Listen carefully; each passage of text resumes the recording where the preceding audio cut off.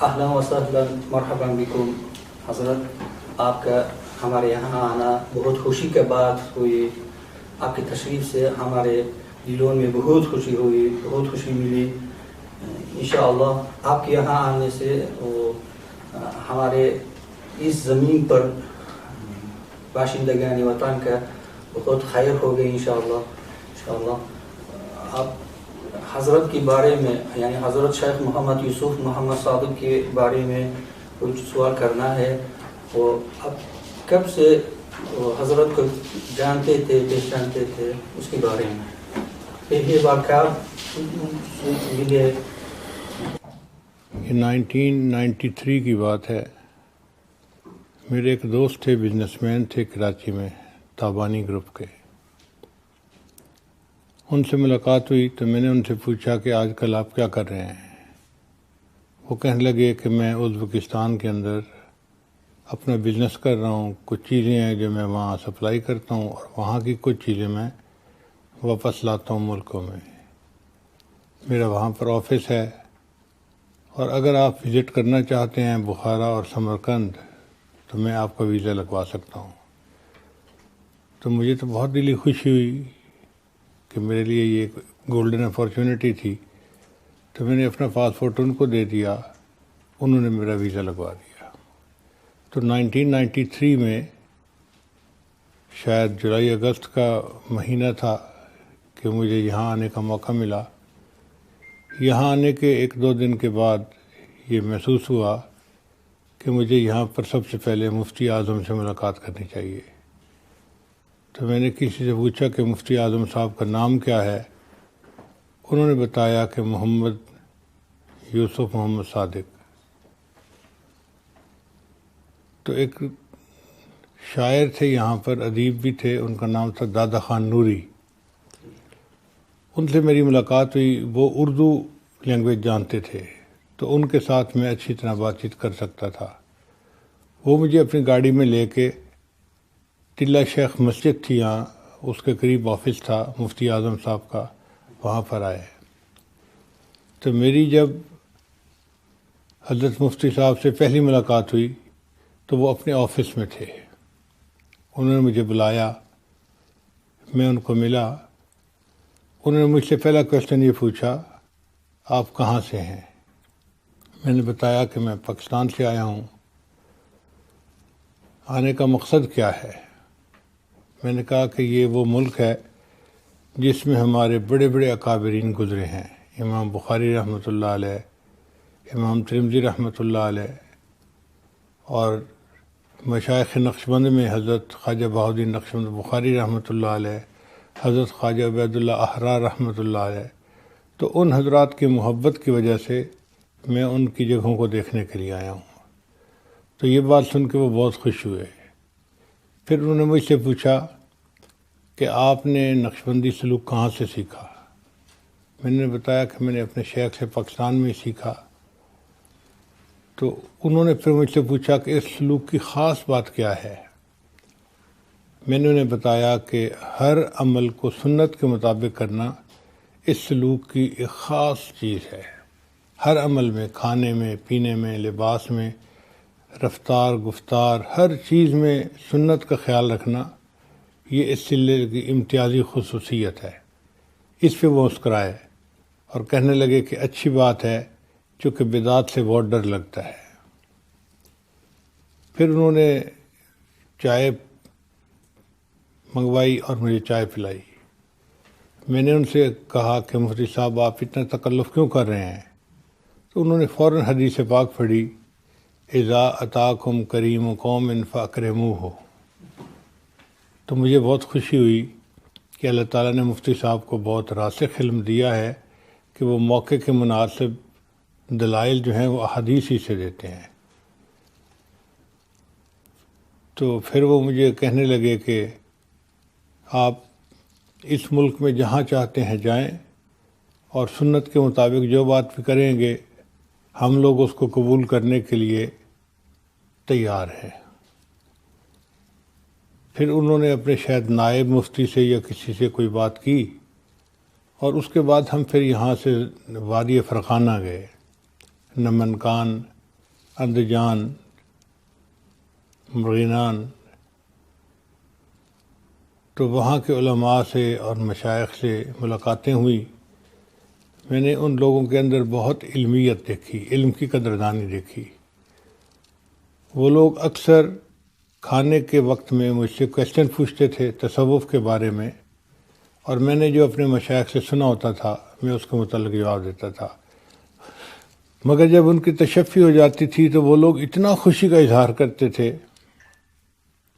کہ جیسے انہیں کوئی ہیرے موتی ہاتھ میں آ گئے ہیں. پھر جب وادی فرغانہ کا ٹور کر کے ہم لوگ واپس آئے 1 ہفتے کے بعد، تو پھر انہوں نے مجھے مشورہ دیا کہ اب آپ سمرقند اور بخارا کا بھی چکر لگائیں. تو مجھے پھر وہاں بھی جانے کا موقع ملا.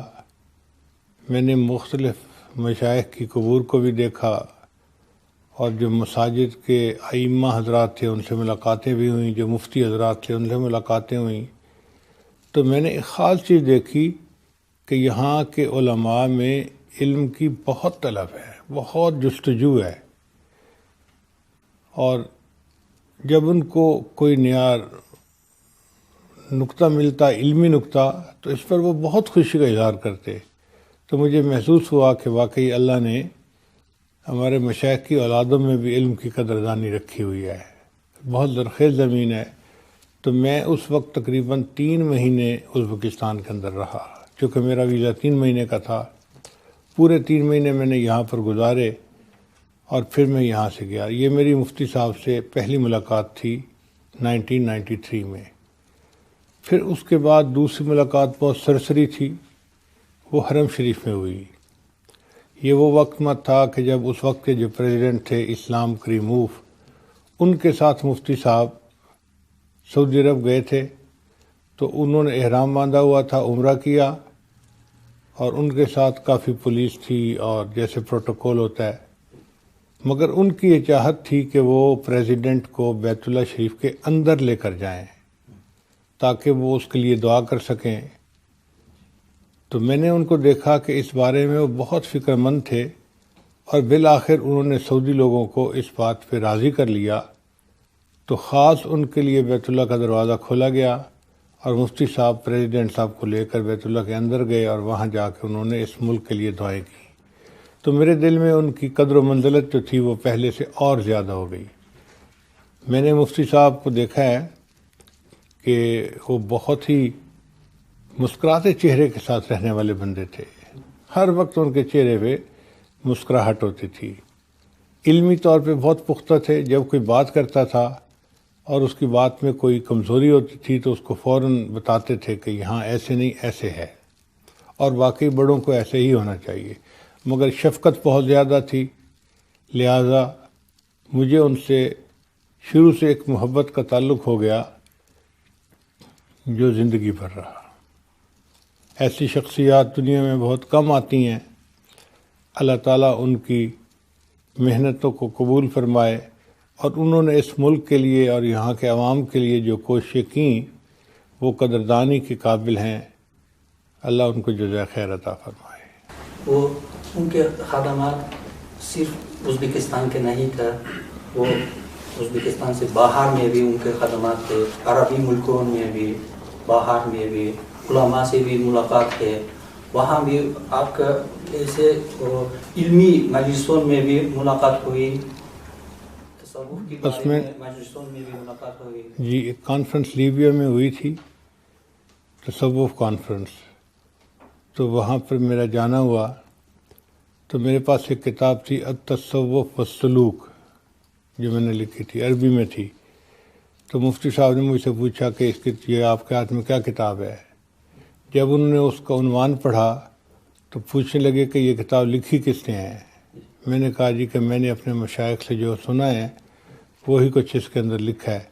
تو مفتی صاحب نے اس کو لیا اور شروع سے لے کے آخر تک اس کو اسکین کیا اور فرمانے لگے کہ میں اس کتاب کو ضرور پڑھوں گا.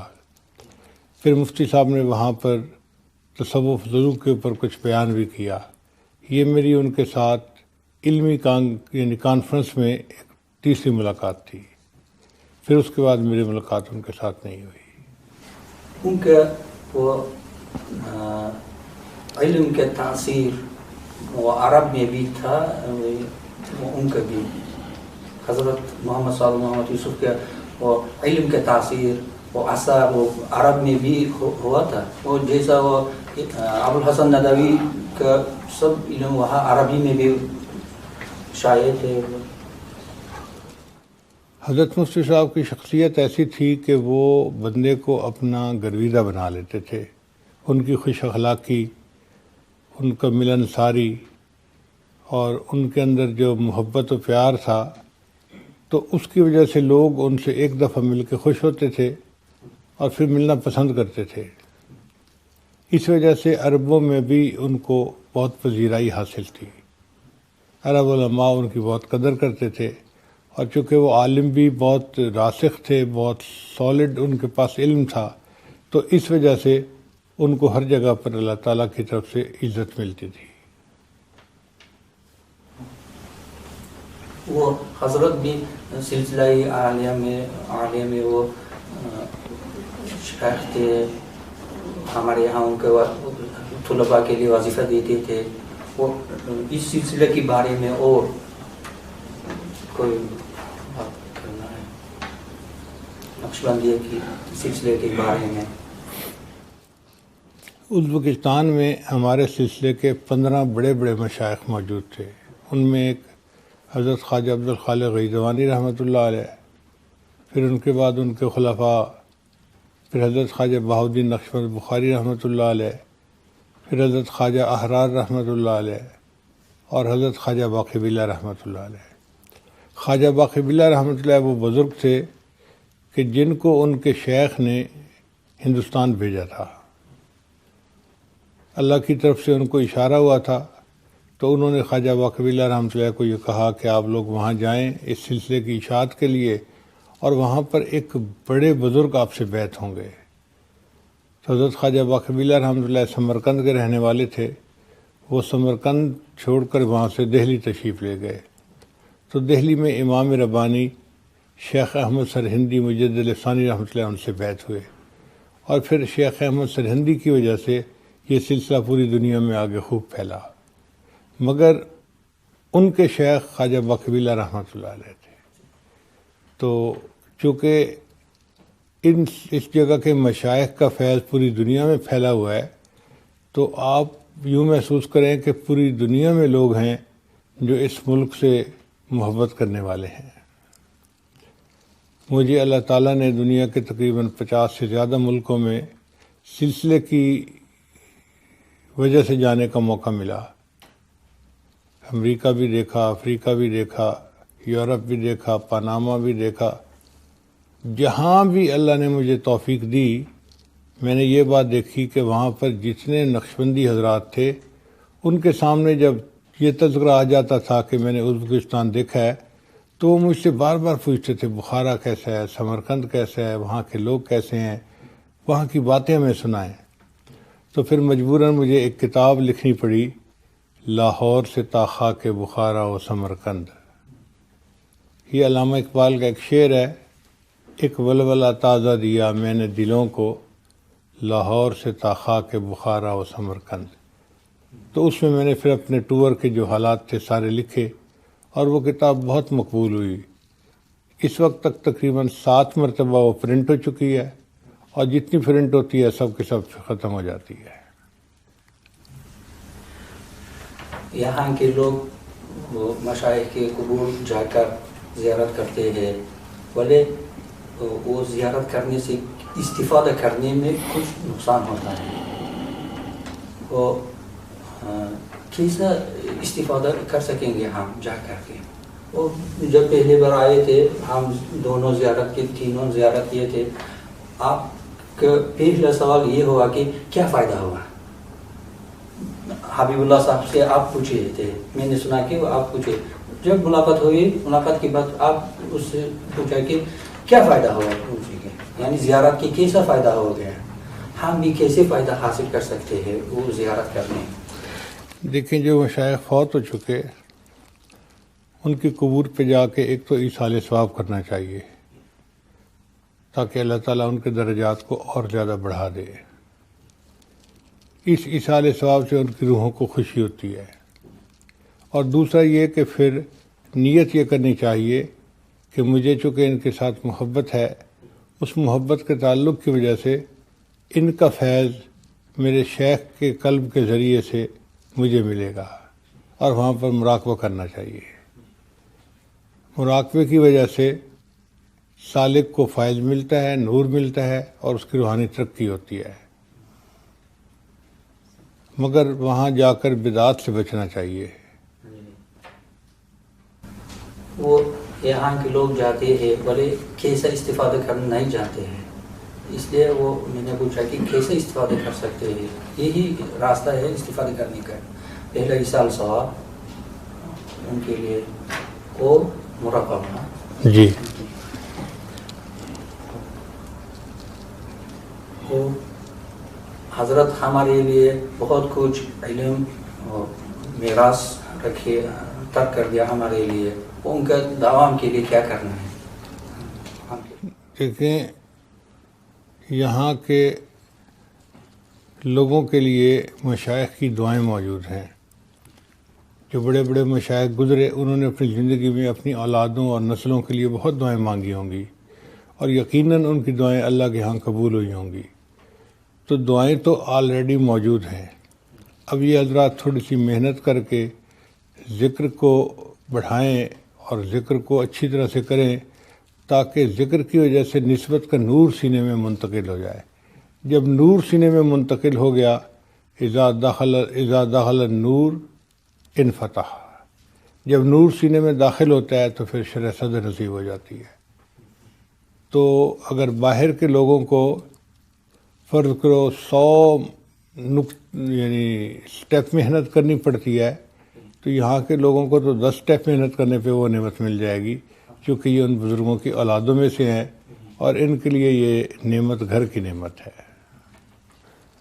اس کے دوام کے لیے بس ان کے علمی جو شوق تھا اس کو دلوں میں پیدا کرنا، اور رجوع اللہ، انابت اللہ اختیار کرنا، کیونکہ جب اللہ تعالیٰ کی مدد کسی کام میں شامل ہوتی ہے تب وہ کام پایہ تکمیل تک پہنچتا ہے۔ تو انشاءاللہ جب رجوع اللہ کے ساتھ کام کریں گے تو اللہ تعالیٰ اور زیادہ اس میں ترقی عطا فرما دیں گے۔ مجھے تو لگتا ہے کہ ان کے اچھے اخلاق اور ان کی علم کے ساتھ جو شوق تھا، یہ ان کی قبولیت کا راز ہے۔ چونکہ سیدہ صدیقہ رضی اللہ عنہا فرماتی ہیں کہ نبی علیہ السلام نے مدینہ کو اپنے اخلاق کے ذریعے سے فتح کر لیا، فتحت المدینہ بالاخلاق۔ تو میرے اپنے سمجھ میں یہ بات آتی ہے کہ حضرت مفتی محمد صادق محمد یوسف رحمۃ اللہ علیہ کو اللہ نے اتنے اعلیٰ اخلاق عطا فرمائے تھے کہ وہ اپنے اخلاق کی وجہ سے لوگوں کے دل موہ لیا کرتے تھے، اور اللہ کے ہاں پھر ایک انسان کو قبولیت ہوتی ہے جو معاشرے میں اچھے اخلاق کے ساتھ زندگی گزارتا ہے۔ وَأَمَّا مَا يَنْفَعُ النَّاسَ فَيَمْكُثُ فِي الْأَرْضِ، جو انسانوں کی بھلائی کے بارے میں سوچتا ہے، اللہ اس کے قدم زمین میں جما دیتے ہیں۔ چونکہ مفتی محمد صادق محمد یوسف رحمۃ اللہ علیہ ہر ایک کا بھلا چاہتے تھے، اچھائی چاہتے تھے، اور ہمیشہ مثبت سوچ رکھتے تھے، اس وجہ سے اللہ نے ان کے قدم زمین میں جما دیے اور ان کی محبت لوگوں کے دلوں میں ڈال دی۔ ان کو دنیا کی عزت بھی اللہ نے دی اور آخرت کی بھی عزت اللہ نے دی۔ اسلام کے لیے بہت خدمات کیے تھے حضرت شاہ محمد صاحب محمد یوسف۔ وہ ان کی عمر بہت کم ہو گیا تھا، بولے اس عمر میں اتنا کام کیے تھے، وہ کیسا ممکن ہوتا ہے ایسا کام کرنا، کیسا نصیب ہوتا ہے یہ کام؟ اس کے لیے کیا کرنا ہے؟ وہ وقت کا کیا قدردان ہے یا کیا ہو؟ ہر وقت محنت کرنا ہے یا کیا؟ دیکھیں، اصل چیز ہے کہ کسی بندے کی محنت اللہ کے ہاں قبول ہو جائے، اللہ تعالیٰ کسی بندے کو پسند کر لیں۔ جب وہ کسی بندے کی محنت سے خوش ہوتے ہیں، اس کے اخلاص سے، اس کے مجاہدے سے، تو پھر اللہ تعالیٰ راستے ہموار کر دیا کرتے ہیں، تھوڑے وقت میں اس سے زیادہ کام لیا کرتے ہیں۔ آپ دیکھیں، امام بخاری رحمۃ اللہ علیہ نے تھوڑے عرصے میں کتنا بڑا کام کیا کہ آج پوری دنیا میں ان کی کتاب کے بارے میں کہا جاتا ہے کہ یہ اصح الکتب بعد کتاب اللہ، اللہ کی کتاب کے بعد دنیا کی سب سے زیادہ صحیح ترین کتاب ہے۔ اور بھی مشائخ کو اگر دیکھیں تو ان کی عمریں بہت لمبی نہیں رہیں، مگر ان کے کام میں برکت ایسی ہو گئی کہ تھوڑے وقت میں زیادہ کام کر لیا۔ تو میرا اپنا ذاتی خیال یہی ہے کہ حضرت مفتی محمد صادق محمد یوسف کو اللہ تعالیٰ کی طرف سے قبولیت نصیب تھی، جس وجہ سے انہوں نے علمی کام بھی کیا، سیاسی کام بھی کیا، اور یہاں کے علماء کو انہوں نے بہت اچھی گائیڈنس بھی دی، اور ہم محسوس کرتے ہیں کہ وہ اپنے پیچھے بہت اچھی یادیں چھوڑ کر گئے۔ Shayx Muhammad Sodiq Muhammad Yusuf hazratlarini boshqa olimlarda uchratmaydigan o'ziga xos xislatlari haqida gapira olasizmi? سب علماء میں ایک خصلت ہوتا ہے، ایک چیز ہوتا ہے جو دوسرے لوگوں میں بہت کم ملتا ہے۔ حضرت میں بھی ایسا ہوا ہے، شیخ محمد صاحب۔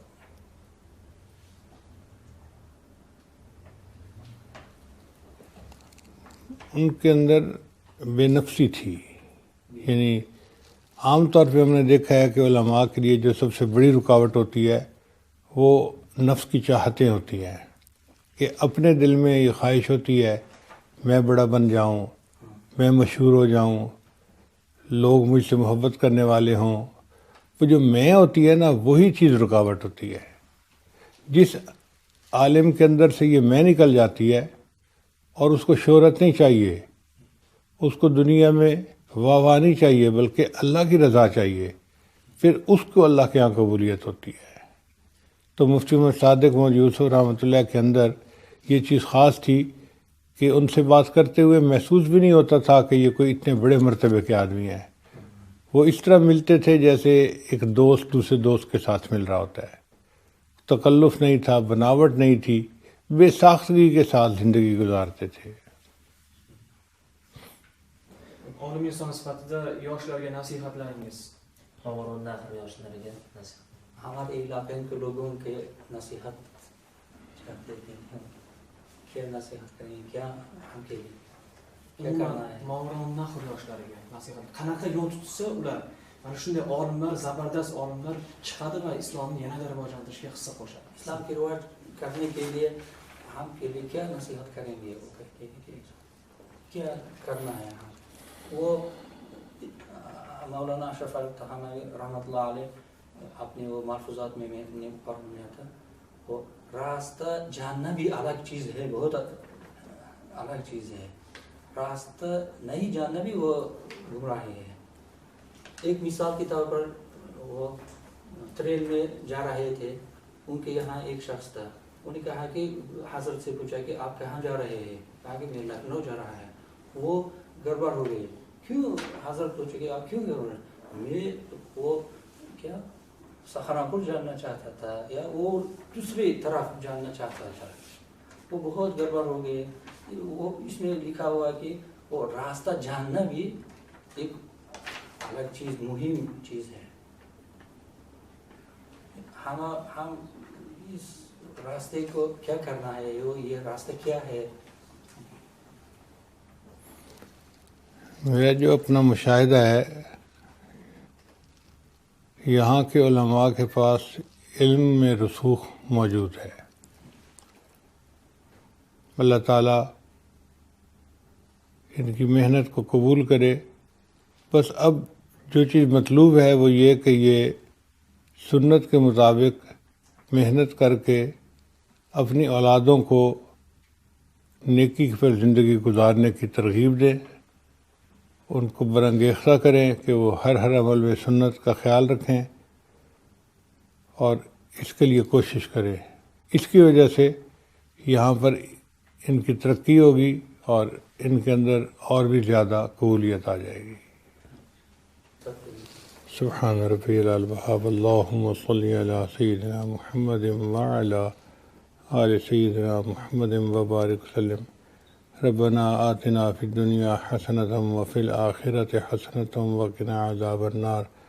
ربنا ظلمنا انفسنا وإن لم تغفر لنا وترحمنا لنكونن من الخاسرين ربنا لا تزغ قلوبنا بعد إذ هديتنا وهب لنا من لدنك رحمة إنك أنت الوهاب اللهم حبب إلينا الإيمان وزينه في قلوبنا وكره إلينا الكفر والفسوق والعصيان اللهم اجعلنا من الراشدين۔ اے رب کریم، ہم آپ کے عاجز مسکین بندے ہیں، ہمارے گناہوں کو معاف فرما، خطاؤں سے درگزر فرما، عیبوں کی پردہ پوشی فرما۔ اے اللہ، مقامی حضرات جس محبت کے ساتھ پیش آئے، اس کے بدلے ان کو اپنی سچی محبت نصیب فرما۔ اللہ، اس ملک پر اپنی کروڑوں رحمتیں نازل فرما۔ جتنے یہاں کے عوام ہیں ان کو امن سکون کی زندگی نصیب فرما۔ اے اللہ، ان کے رزق میں برکتیں عطا فرما، عزت میں برکتیں عطا فرما، ان کے کاموں میں برکتیں عطا فرما۔ اے اللہ، جو کمیٹی یہاں آنے والے لوگوں کے لیے انتظامات کر رہی ہے، اللہ ان کی محنت کو قبول فرما۔ اللہ، الہلال کمپنی کے جو اونر ہیں، اللہ ان کو اپنے مقبول بندوں میں شامل فرما۔ اے اللہ، ان کے کام کے اندر اور زیادہ تقویت عطا فرما۔ پروردگار عالم، رحمت کا معاملہ فرما، ہماری ان دعاؤں کو اپنی رحمت سے قبول فرما۔ اے اللہ، مقامی اس وقت کی جو حکومت ہے، انہوں نے آنے والے مختلف ملکوں کے علماء کے لیے ویزے کھول دیے اور آنے کے راستے ہموار کر دیے۔ اللہ، ان کی اس کوشش کو قبول فرما اور اس کے بدلے ان کو بہترین اجر اور جزا عطا فرما۔ پروردگار عالم، اس جگہ کو جیسے پہلے زمانے میں دنیا کا مرکز تھی، دوبارہ پھر مرکز بنا اور لوگوں کے دلوں کو اس کی طرف متوجہ فرما اور ہماری ان دعاؤں کو اپنی رحمت سے قبول فرما۔ ربنا تقبل منا انک انت السمیع العلیم تب علینا انک انت التواب الرحیم۔ صلی اللہ تعالی علی حبیبہ سیدنا محمد وآلہ واصحابہ اجمعین برحمتک یا ارحم الراحمین۔